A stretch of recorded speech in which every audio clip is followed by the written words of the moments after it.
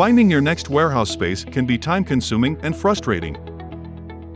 In our online course, The Ultimate Warehouse Checklist, we cover all the different components to look for while on your warehouse tour. In this particular video, we'll be covering cranes. Your operation may require cranes.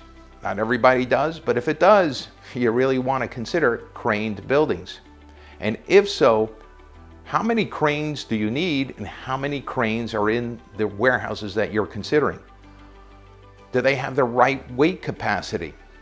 Try to avoid spending extra CapEx that's improving the landlord's building.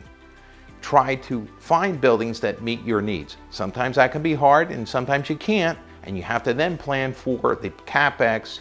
And then when you're planning for the CapEx, how long are you going to stay there? If you're only going to stay there with a 5-year lease with a 5-year option, maybe you can do some horse trading with the landlord that you're improving their building, that you don't have to pay for the full CapEx.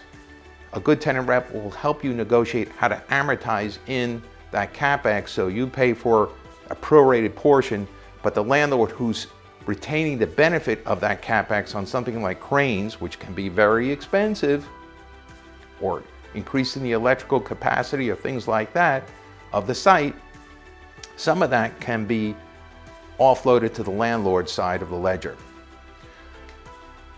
So do the cranes, if you need them, meet your needs? Is this a craned site? Get free access to the full online course. Click the link in the description to begin your journey to stress-free CRE. Thanks for watching.